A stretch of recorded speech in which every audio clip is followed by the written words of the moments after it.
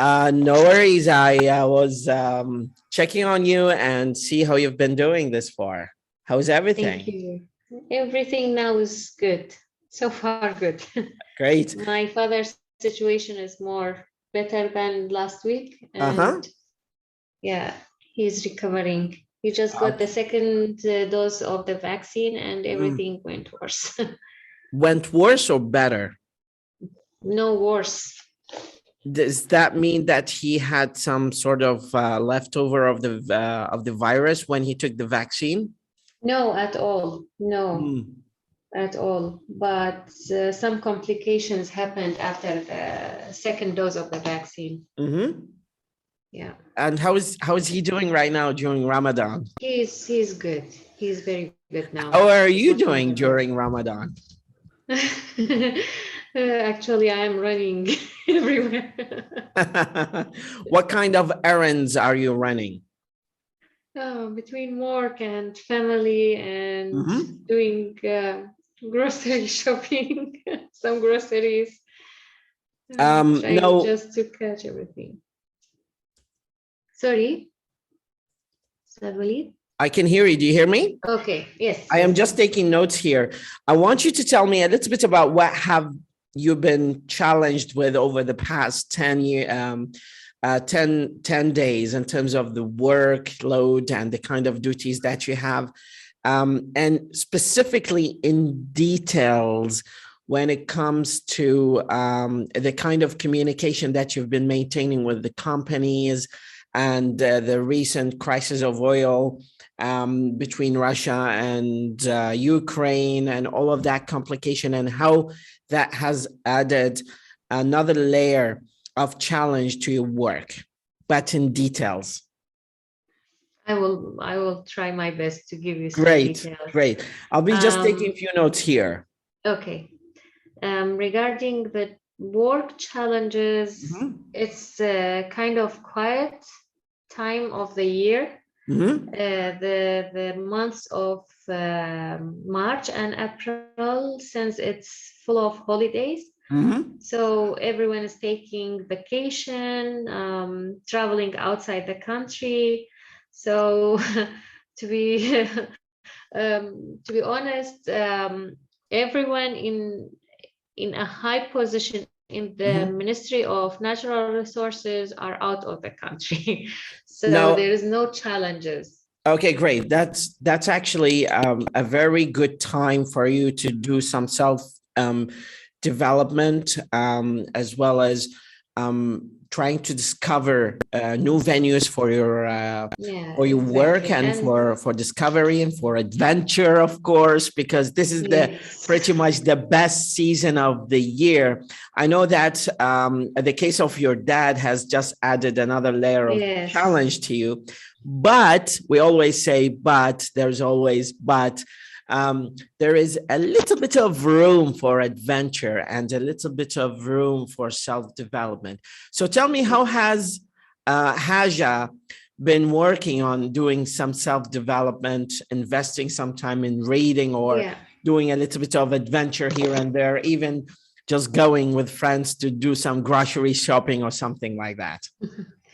Yeah, actually, I used this time, this quiet time in our company in Uh-huh. completing some courses or some training that I have to complete it by the end of the first quarter of this year. So Mm-hmm. I used the time to complete it, and I used the time actually since we are without manager, which Mm-hmm. is another kind of I'm not challenge. sure. I'm not sure if the word managerless is an insult or a happy event. For me, you know how was my situation with my manager. So it's a very comic situation because all of a sudden you are losing your manager, your deputy manager, Uh-huh. and a whole department is running by no one. Is okay. So the whole department is run by no one, and Is that supposed to be positive or negative in certain ways? Nobody knows. Believe me, even us, we do not know where we are going, because it's a very important department in the company, but there is no one to to manage it. So I think that happens we are laughing occasionally. Sometimes we are laughing about our situation, sometimes telling some jokes about the situation. So that's why I'm laughing when I'm telling you we have no managers, because this is the first time I'm facing such a situation. Okay, well, that's actually very interesting from a managerial point of view, since you're just contradicting yourself, because it's a management department that has no manager.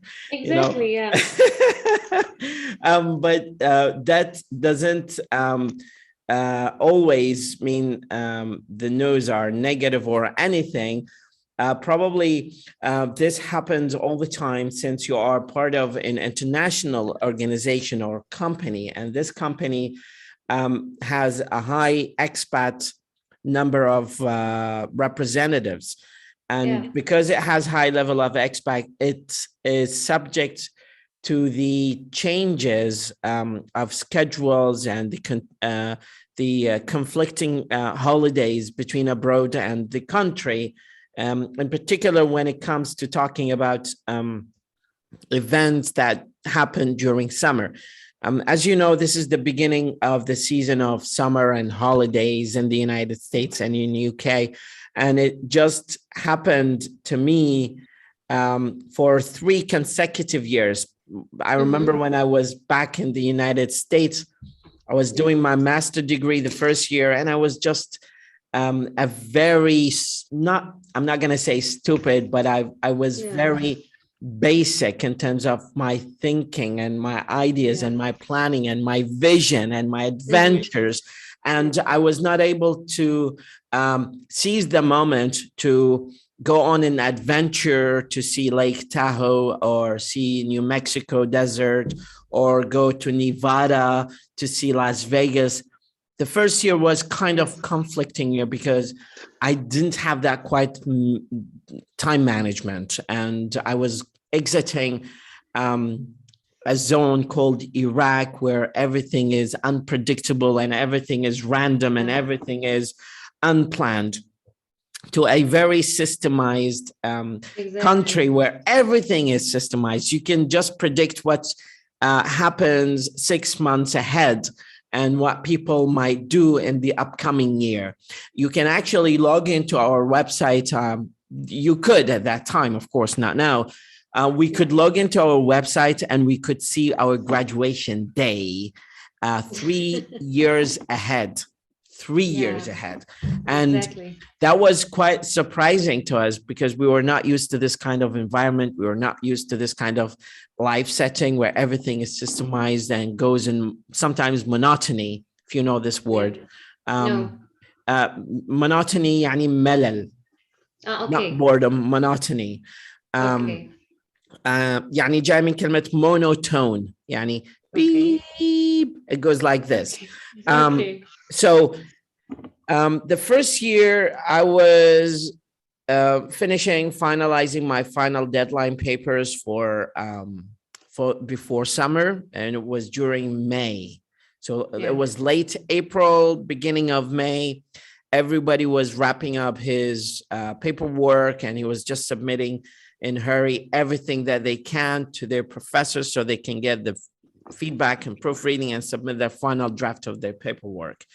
And all of a sudden, I wake up one day during late May, and I find no one of my friends. Everybody is posting photos in Hawaii and in Africa and in Russia and in everywhere in Europe. And I was just sitting in my bedroom, one single bedroom, in the street across from my university. And I was like, where did everybody go? Did they evacuate university? Because there was no one. Suddenly, it was just a snap of a finger. The last day of school, then the next day, there was no one on campus. It was just me walking in the empty streets. Exactly, because everyone has planned for a vacation. Yeah, so I was Yeah, except so you. I was just messaging friends of mine on Facebook, and I was like, hey, dude, what have you been doing? Like, why did you just disappear off campus? Yes. And they said, well, we have just booked a ticket. This was cheap ticket to Europe. And, Iraqi passport is not eligible to travel to I Europe at know. that time. And still to this second, unless you get approval So, for visa and a lot of bureaucratic red tape kind of exactly, yeah. procedures. So everybody seemed to be planning ahead, like 4, 5, 6 months ahead, what they're planning to do. Some people were planning to visit their families, to do some reunion with their old friends or explore new things. So summer is very endearing season for a lot of foreigners. Now, bringing that back to your company, I think it's pretty much the same case what you are facing now that I faced a few years ago when I was back in my master's degree program. And that is probably not having sufficient amount of planning for what might happen. And not accusing you, but probably just because the kind of work setting that you have and the kind of duties. Tell me, what plans do you have for summer? Do you have any? Yes, of course. I have applied for a couple of certificates that I have to travel for it. One in Spain, one in Dubai, and the other one maybe in Singapore. So it will be a very full summertime to travel and to do my best to get these certificates, because it's really important for me to have such certificates in this field of work. So what kind of certificates are you specifically talking about here? it's about contract managing. And we have like IACCM. It's a specific, let's say, contract management certificate. And it depends at which level you will be accepted, because I have still the assessment. I didn't complete it because I do not have also a manager to sign it. So okay. Okay. So it depends if I will be accepted in an advanced course or in a professional course. It depends. Till now, it's not clear, but we have booked, and it requires a lot of procedures to go through, even inside the company and with the training center that we are trying to get some discounts, some agreements, something like that. Now, enlighten me on one specific part of the contract management or interpreting contracts. Is it part of project management that you do, or is it something irrelevant to that? Actually, it's the core of each project that is going inside the oil companies. If you do not have contract, then you cannot perform any service or ask for any services from the other companies. How is this going in alignment with the kind of language skills that you have in terms of English? Is it going to help you? Is this course going to help you? Why did you choose this course? What particular fields within this course territory you have focused on more and you wanted to develop? Yeah, actually, these courses are focusing on negotiation, on commercial negotiation specifically, and on the law of the contract and how you manage the contract. Okay. Now, enlighten me on the contract management in particular. Did you choose this as a field for you to do self-development, or it was assigned to you by your company? Actually, I couldn't find any other jobs rather than that by that time. Okay. Because I've worked in drilling as a drilling engineer in the field for. I think I was misinterpreted here. What I meant, why did you specifically choose this kind of course? Okay. Because I needed to develop my career. So to add it up to your add it to my CV. CV, yes, exactly. These certificates are really important if I want to develop my career inside my company, and if I am thinking to move to another company. Are you thinking to move to another company? Maybe, why not? If I got a better offer, why not? Now Because we let's are always keep moving between oil companies. now why if let's consider the scenario. I'm an employer in the new company, and I might ask you this kind of question, like, why did you quit your previous job? Maybe it's a random question. Yes, sure. Okay, well, actually, I didn't quit my previous job. It was just during the ISIS crisis in 2014-15 in Iraq, when all the oil companies couldn't continue their works and their drillings and production inside Kurdistan due to ISIS situation. And my company and other companies just decide to terminate our contracts. So for me, I didn't left my job. You didn't leave your job. You didn't leave your job, but you were. And then I went to Germany. I left my job there because I had to come back to Iraq. And when I came back to Iraq, I saw that the situation is really different from 2015 when I left Iraq. There is no vacancies here. Vacancies here, yeah. So I start to search for any position that can accept my my certificate, or let's say my master degree and my experience. So I made an interview in this company, and they accept me as a contract specialist. How has your master degree helped you? Never helped me. Okay, so let's be realistic here and discuss the major elements that just secured and landed you this job in particular. In particular, only my working in the field as a drilling engineer. This was, let's say, how you say it's,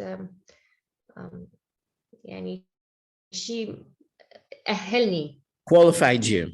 Qualification? Qualified me to work in oil companies and to be accepted in this position. But to be honest, my master degree, it was always a bad thing to be mentioned in my CV, because they always thought that I will ask for a very high salary, and I've been an academic person, not a person worked in oil field. So for some time, I was removing my master degree. I never mentioned it to anyone while doing interviews. Okay, so when you do the interviews, what do you focus in majorly about when you run the interviews? I do a very wide search and Googling for everything related to that position that I am applying for. So doing my search, study a lot, and knowing most of the related issues to that position. So I will be able to answer their question during the interviews. And sometimes I'm asking for my friends' help, because if they are working in such companies, they will know what kind of requirements or what kind of programs, let's say, they will asking for. So I'm focusing to collect a lot of information before doing the interview. So you run some sort of data mining here regarding your job in particular, and then building on that some sort of a structure to help you model some sort of answer for the interviewees, for the interviewers. Now, when we talk about that, I want to emphasize about the three major elements that you think are essential for acing. Acing means passing successfully. the interview? What makes them feel so impressed about interviewing you and make you your position so memorable, make you have a very secure position in the kind of job interview that you're running? The first of all that I can think in is giving them solutions, because when they are announcing some positions, either they are looking for fresh graduate, or they do not have the correct person in that position. So when you are doing your research and you are studying about this position, and you are asking your colleagues about the problems inside the company, so you will get out with a solution for them. So what is making them impressed while interviewing you is giving them some solutions. Can you give me some examples here, just to contextualize what you have said? Okay, well, for example, in my position as a contract specialist, when they did my interview, when I asked my friends inside the company, what are the struggles, what are the problems inside this department, and what they are looking for.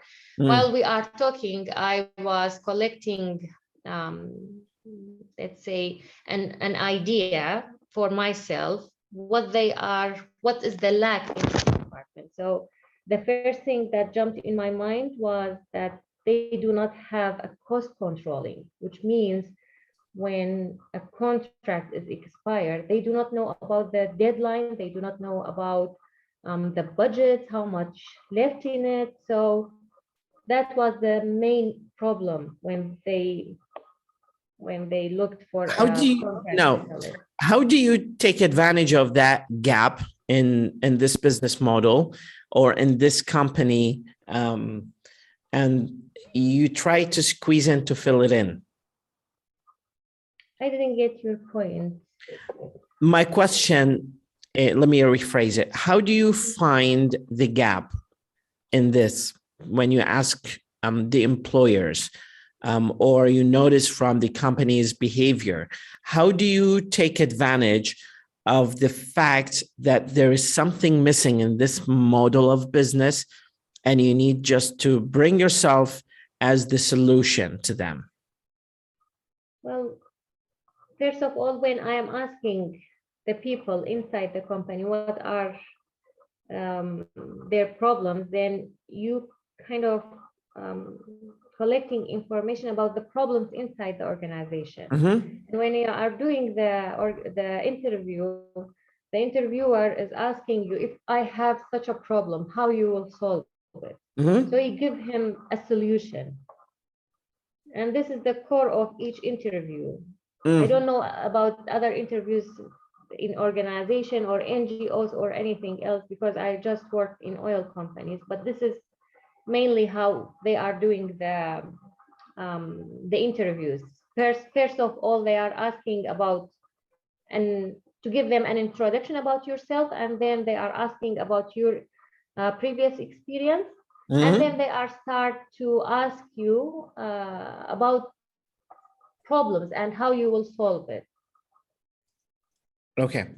Now, this is very curious because your character is so special in terms of the amount of experience that you have accumulated over the period of time of working in oil drilling and companies and contracts. And you started probably become the new Neo of Matrix of this whole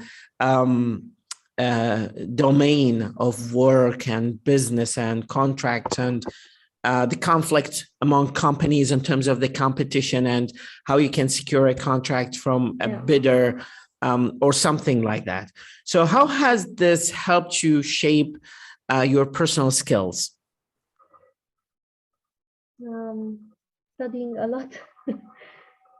Really, this was the thing to whenever I start a job or a position, I really study a lot about that position, and I do all the requirements to collect not collect, but to complete all the certificates that it is required for such a position.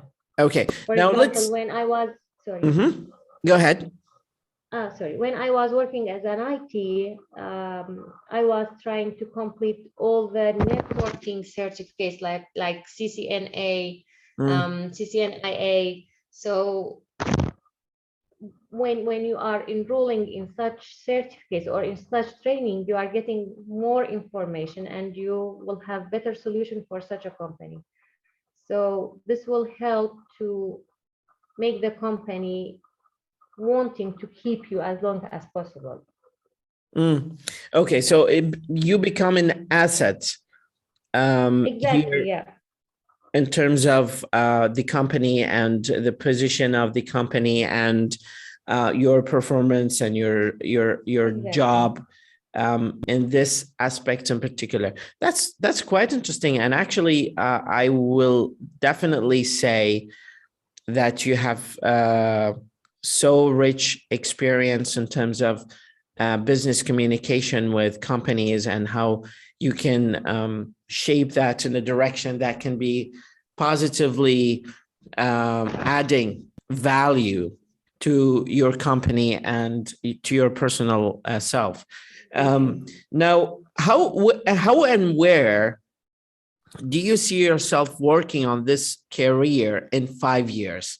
Because I'm asking you this because it's related to the topic that I'm trying to present to you here, but I'm just paving the way to this topic. To be honest, recently I do not have plans for 5 years. I may have a plan for only 1 year because the unstable situation for the oil and gas and from what we are going through, there is no guarantees in this field. So of course, all of a sudden you will find yourself out of everything and you will find yourself jobless. So that was a very normal situation back during 2020, for example, or now. But for 1 year, as I told you, I'm trying my best to get as much as I can certificates and to be qualified for this position. So in case if I found myself out of this company, I will be able to go to another company and present myself and telling them that I have this experience. And during the last 2 years, I've got these certificates. So for 5 years, no, actually, I do not have any plans for 5 years, only for 1 year. And I planned for the next year. Okay. No, I think planning for a year is enough. At least that's better than not planning anything. First of all, and second of all, cornering yourself in 1 year is going to give you a better vision of or a clear vision of what you specifically want to achieve in this year. Exactly. I personally believe in working by day because I try my best to push as much and pump as much content per day for me in terms of the work that I do in order just to feel relieved and be able to scale up the level of challenge. But over the course of time, I've noticed myself a steep level of growth. I mean, me and you are not the same 10 years ago, and me and you are not the same person probably 15 years ago. We have grown, and the growth that we have witnessed is due to the fact that we've gone through so many experiences, through so many challenges, through so many transformations of work and troubled relationships and other kind of factors that partially has given us to some level, or have given us, these challenges have given us some level of self-awareness about who we are, our own personal identity, and where we are heading to in terms of that. let me just note that I noticed that you logged in from 2 accounts. Was that correct? Today? Yes. I have a problem with Telegram because I used to have one account on my work phone, which I rarely use it. And the other one is my personal phone number. So all of a sudden I've lost, I couldn't log in via my work number. So in my laptop, sometimes it is switching between this account and that account, but sometimes it's not allowing me to open the other account. No, the reason I'm saying this is because the Zoom account that I'm using is the free version, and it allows me to only host one person.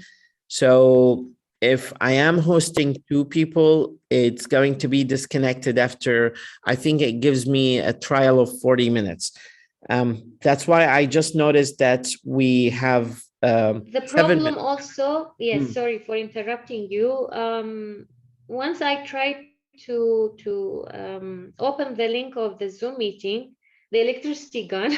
So that's I've absolutely lost the connection fine from my laptop. And then I tried to open it from my mobile. So I think some conflicts happened and both of them didn't allow me to open. That's absolutely fine.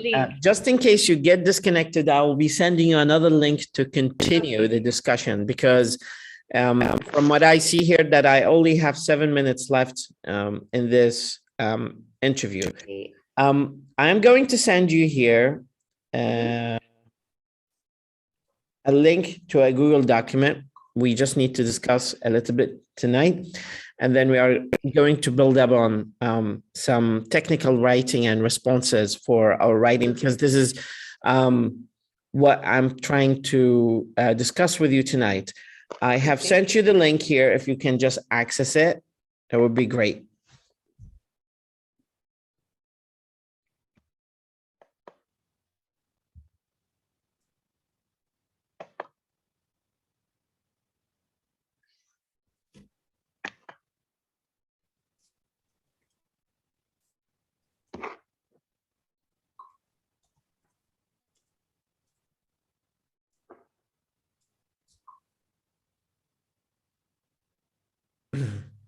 Do you got it? It's just opening. I have a very bad connection. That's absolutely fine. Whenever you log in, it's going to show up on my screen here. Yeah, it's now open.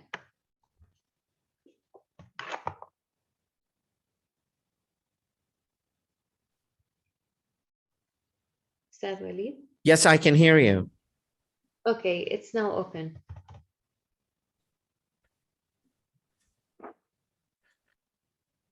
Now, I want you to scroll to the end of the document. Okay.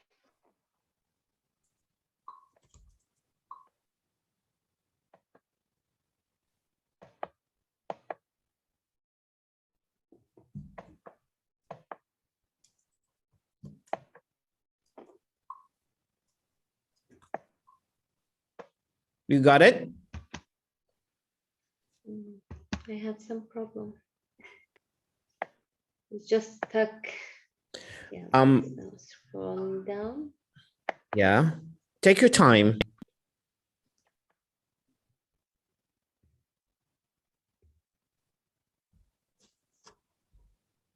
Okay.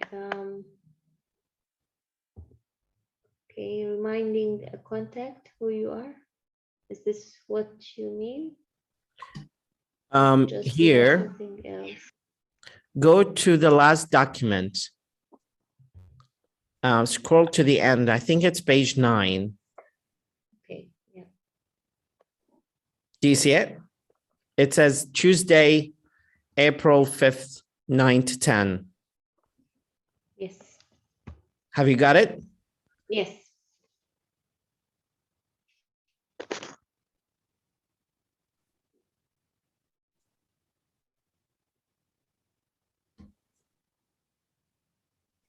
Okay, now let's read this a little bit and get a sense of what is meant here. Usually we find ourselves challenged to write something very technical, not very, very technical, but it has some numeric or digital details, something that has to do with numbers. And this is just a pure example out of, you know, my search online and my work in terms of IELTS and in terms of the kind of questions that they bring in there. So I quote this here because I'm trying to get a sense of how we can shape your writing to indicatively say something positive and clear about how we can describe this diagram. Very short writing piece here.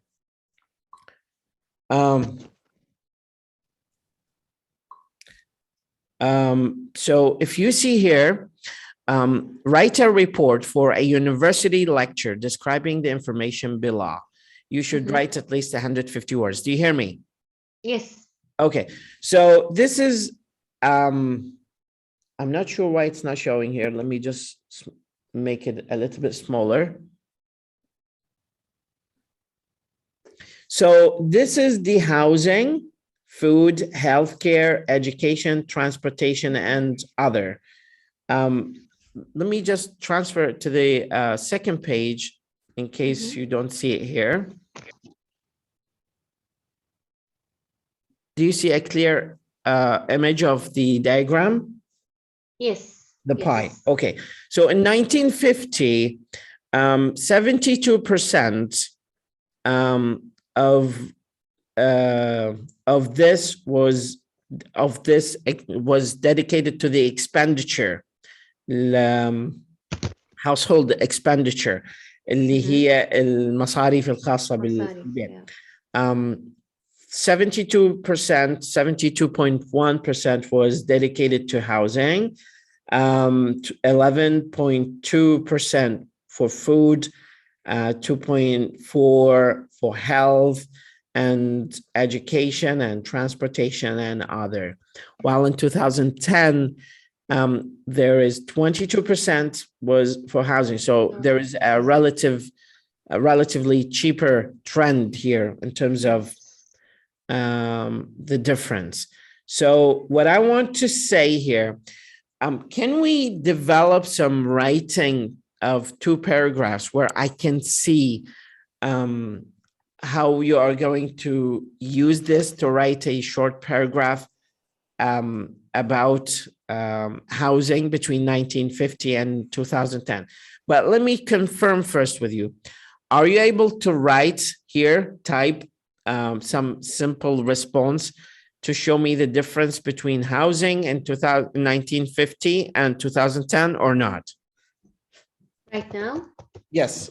No. I'm just trying to type, but nothing is appearing on the screen. Maybe you're typing somewhere else on the screen. No. Okay. No. Do you want to log out and log in again to the link in case Okay, yes, now.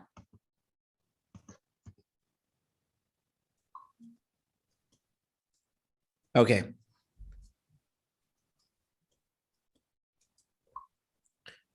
Now, can you? Sorry?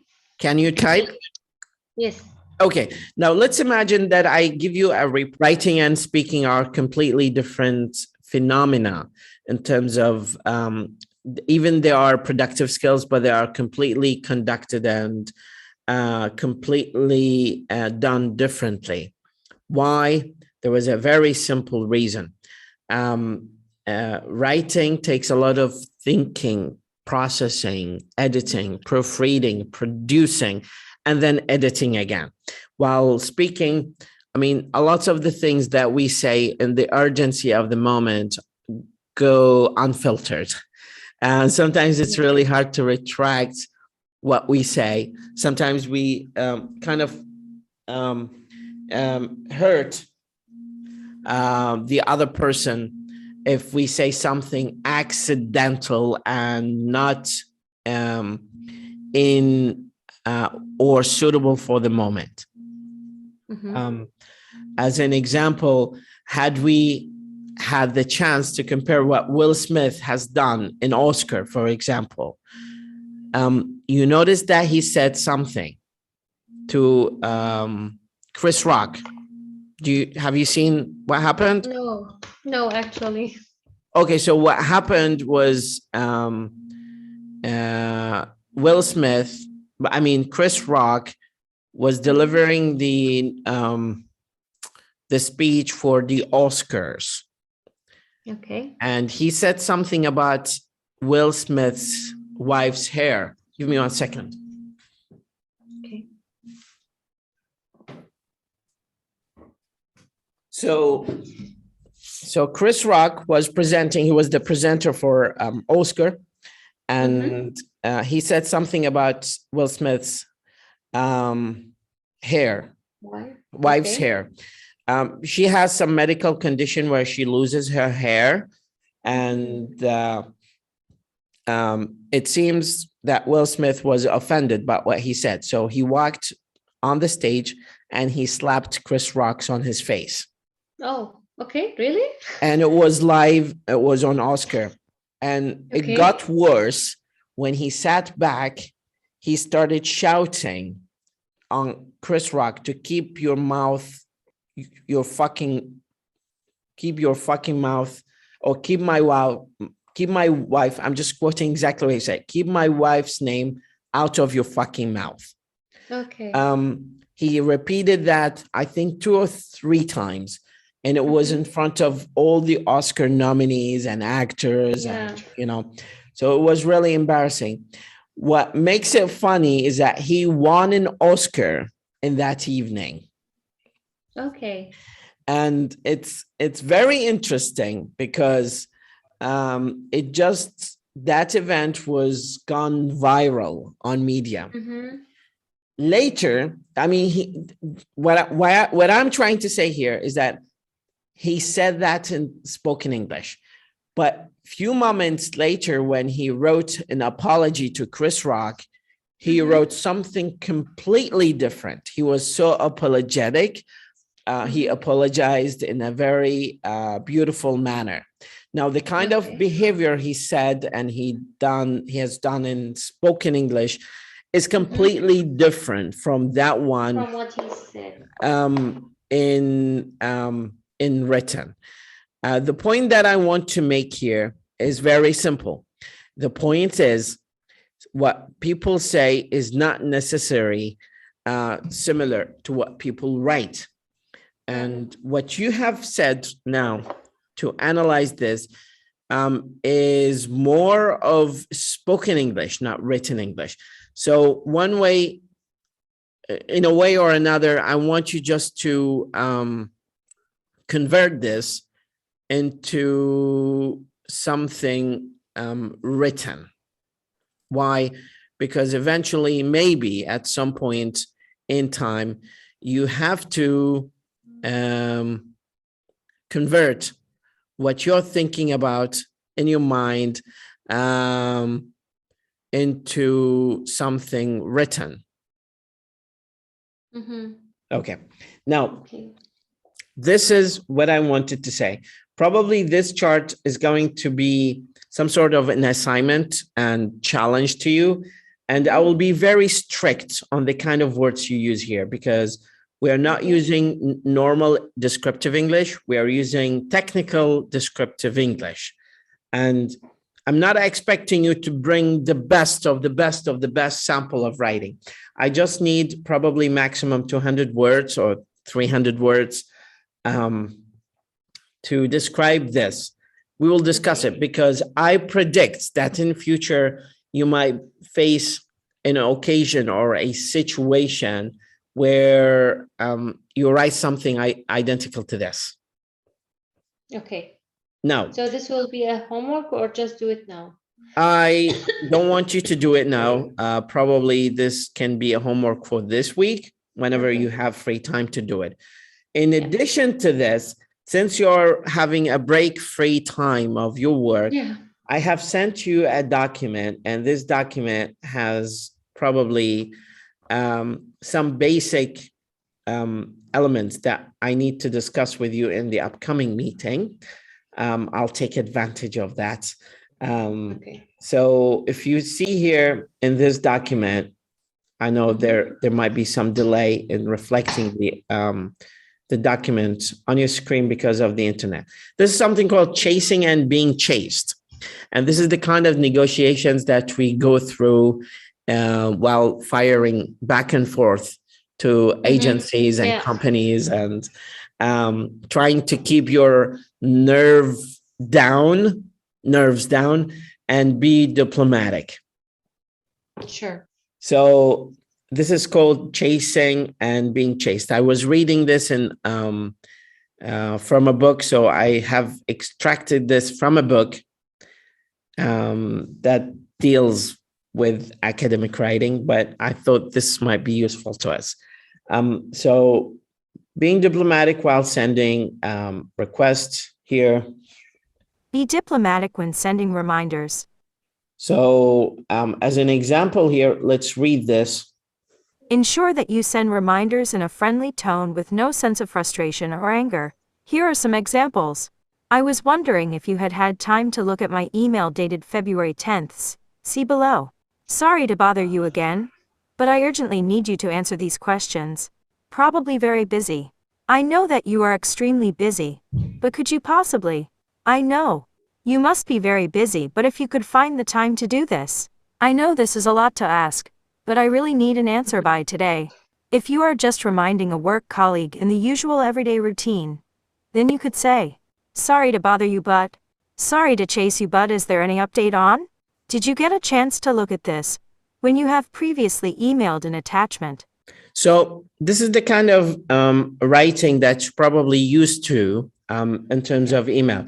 But what I'm thinking of taking it one more notch, just making it a little bit more polished, seeing samples that you have written and building on them, updating them. So if your reminders include your original email, explain the reasons for your urgent need for a reply, these are kind of like piece of cake for you to write. But sometimes when we dig deep in details, we find some major weaknesses here and there. And these are the things that I want to analyze with you and collaboratively work on developing. Telling your recipients what the deadline is, motivating your recipient to reply, and the reminder with a further apology, chasing a supplier, here in terms of probably services that you have in oil and rigging and drilling, replying to a reminder, and so on and so forth. So these are kind of short, probably it's not going to take more than 10 minutes of your time to go through, peruse through quickly and read them. And once you're done, I want you to provide me with at least 300 words for the task that we have in Google Document. You have two tasks actually in Google Document, one pending from our last week and this one. So if you could do both of them, I would be the luckiest man on earth. Sorry for that. I just missed it. I thought that I have no homework. I totally forgot about my That's homework. absolutely fine. You don't Really have to sorry. apologize. I know that you have commitments, challenges, and work and duties and chores and family challenges. So I totally understand that. Let's break free of any kind of apology. I'm just saying that in case you have time to do task one, I would be very appreciative of that, because that's going to give us more mobility and flexibility to discuss some major challenges probably you're facing in academic writing and business communication. What do you think? Sorry, Ustad. Yeah, sure. But just I cannot recall my last homework. Can you please remind me? The last homework is on the same document, one page before. It says... Is it the Thursday, February? Absolutely. Clarify the major challenges that you faced in your encounter with the Ministry of Natural Resources. Explain them. We have discussed this in the last meeting, I think. We didn't write it. If you want me, I will write it. But I think we have discussed this. We have discussed in a it, verbal but way. Yeah. we have thoroughly discussed it. Yeah. However, Okay. I don't believe in discussions. I believe in Okay. written Yes. evidence. Sorry, that's why I have missed it. Yeah, yes, but because we have thoroughly gone through the discussion of it and what happened during that meeting, but I want you to reflect that into written prose. Okay. Because that's going to give me a better chance to look at what you wrote and analyze it and discuss it with you. Sure. I think working as a team collaboratively can bring a better result in terms of the clear writing that you have and the trajectory of your progress in writing. Okay. Yeah. Sounds good? Sounds good. I hope you had a great and wonderful night, and let's schedule for our next meeting, probably Saturday or Sunday this. Saturday, unfortunately, I have a commitment, a family commitment, but on Sunday I have nothing. Okay, so I'll put you on Sunday, inshallah. Okay. And then starting from Sunday, we can discuss that. So between now and you have free time between now and Sunday to do it. Yes, sure.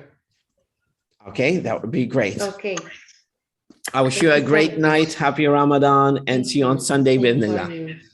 Thank you, inshallah. مع السلامة، ربي يحفظك. مع السلامة، الله يخليك.